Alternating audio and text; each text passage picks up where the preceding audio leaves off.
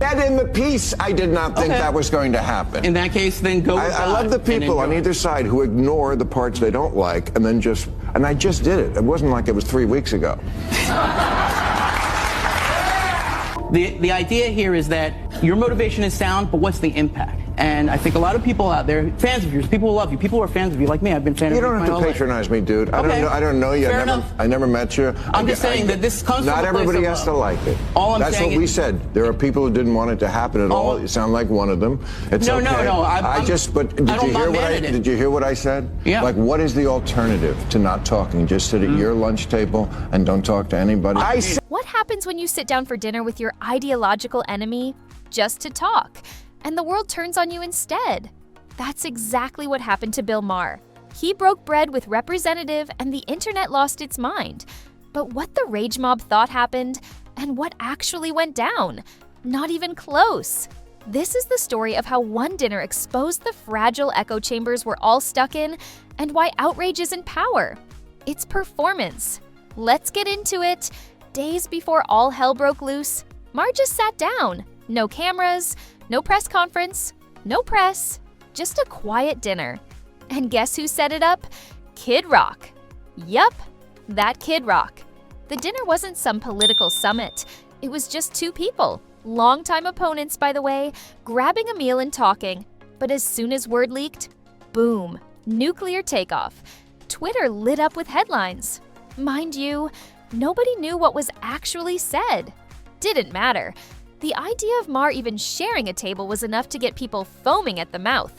And that's when things got spicy. I'm not questioning your motivation. I'm questioning Trump's, okay? And if we can say that you went there in good faith, but maybe, just maybe, he wasn't there in good faith. I mean, you sold him on the Iran deal and he took it in. I mean, give me a break, okay? So people who love you, people who are fans of you, like me, I've been fans of you. You don't have to patronize me, dude. I don't know you.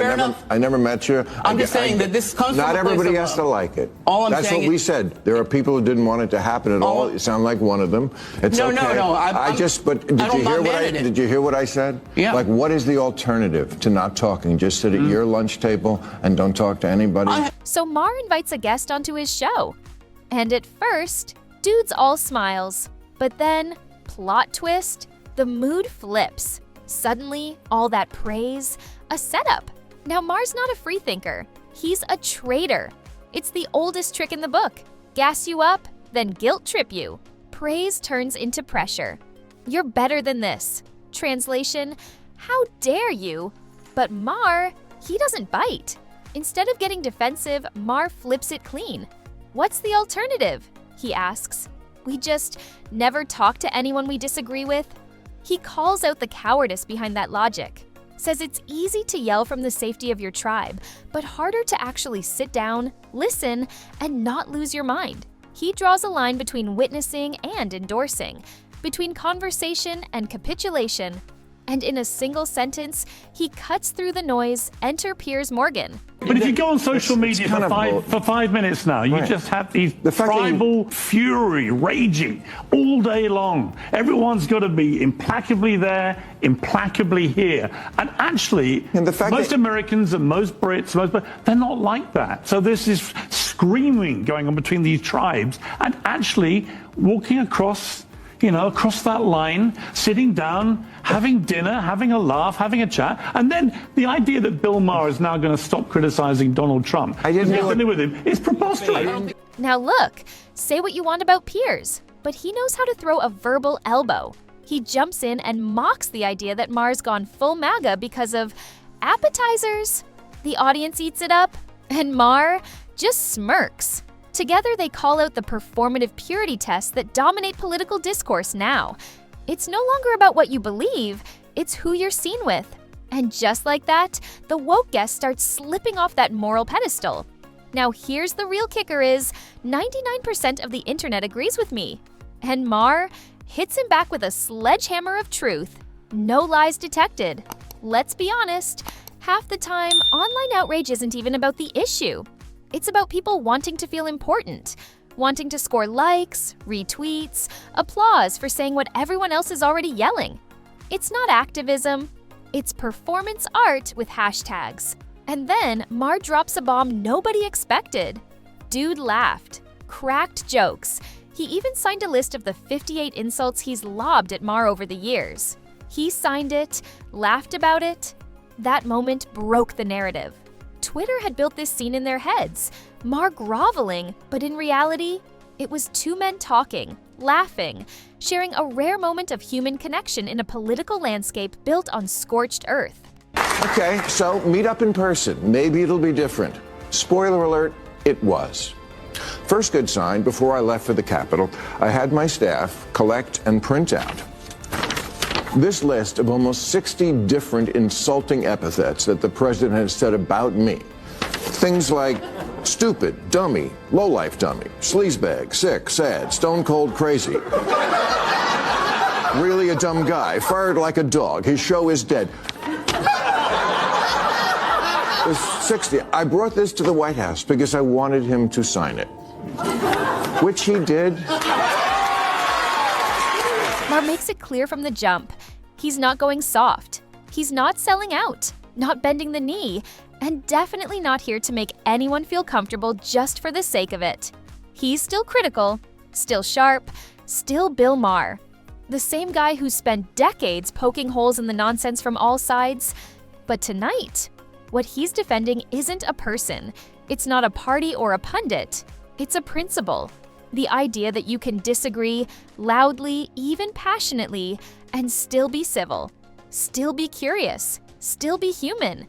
That you can sit at the same damn table, eat the same food, and walk away without declaring war. Because if we've reached a point where even having a conversation makes you a traitor, then maybe, just maybe, the real betrayal isn't in the talking. It's in what we've allowed to happen to the conversation itself. And that's where Maher draws his line. He's not defending everything said at the table. He's not co-signing every worldview, but he's defending the right to talk, to ask, to push back, without being burned at the stake of social media outrage, without being cast out by whatever digital mob is angry this week. By the end of the segment, the guest, who started off so sure of themselves, so fiery, so full of moral certainty, starts to unravel. The talking points that once seemed bold start to feel hollow, rehearsed, predictable. The applause, once steady behind the guest's righteous fury, shifts. Quietly at first, then noticeably, the audience begins to lean into Maher. Why? Not because he yelled louder, not because he landed a zinger or played to the crowd, but because he stayed calm, thoughtful, present. He listened, asked questions, pulled back the curtain on the performance, and exposed just how thin the script really was. The guest. They started to sound like a broken record. All heat, no light, all posture, no substance. Just outrage on repeat. Meanwhile, Maher, alongside peers, was doing something rare, something powerful. They were peeling back the layers of this "you're either with us or against us" mentality. They were revealing how shallow and performative the tribalism has become. How easy it is to throw someone in a box, slap a label on them, and stop thinking entirely. Because this dinner, it wasn't just a meal. It was a mirror, a reflection of the cultural moment we're all stuck in, where nuance is dead, context is ignored, and everyone's addicted to outrage. Where people don't want dialogue anymore. They want dunks. They want villains and heroes. Quick labels, easy targets, instant judgment. And if you don't fit perfectly into their box, if you show even the slightest openness to the other side, boom, canceled, branded, discarded. But Maher didn't cave. He didn't apologize for having the conversation. He didn't backtrack when the comments rolled in. He just sat there, calm and steady, and said the quiet part out loud. This is what being an adult looks like. An adult isn't someone who agrees with you. An adult is someone who can handle disagreement without losing their mind. Someone who can sit across from an idea they hate, hear it out, challenge it, and still leave the room intact. At the end of the day, this wasn't really a story about Bill Maher. It wasn't a story about woke or anti-woke, left or right. It wasn't about whose team you're on. It was a story about you, me, all of us. Because somewhere along the way, we stopped thinking. We stopped listening.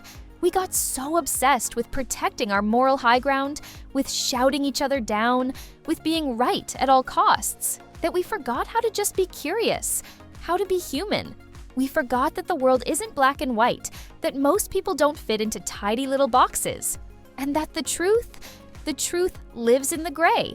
So if having dinner with someone you disagree with now makes you a villain, then maybe it's time to ask, who are you really fighting for? Because it sure as hell doesn't seem like it's the truth, or progress, or dialogue. It seems like we're just fighting to win, to punish, to perform.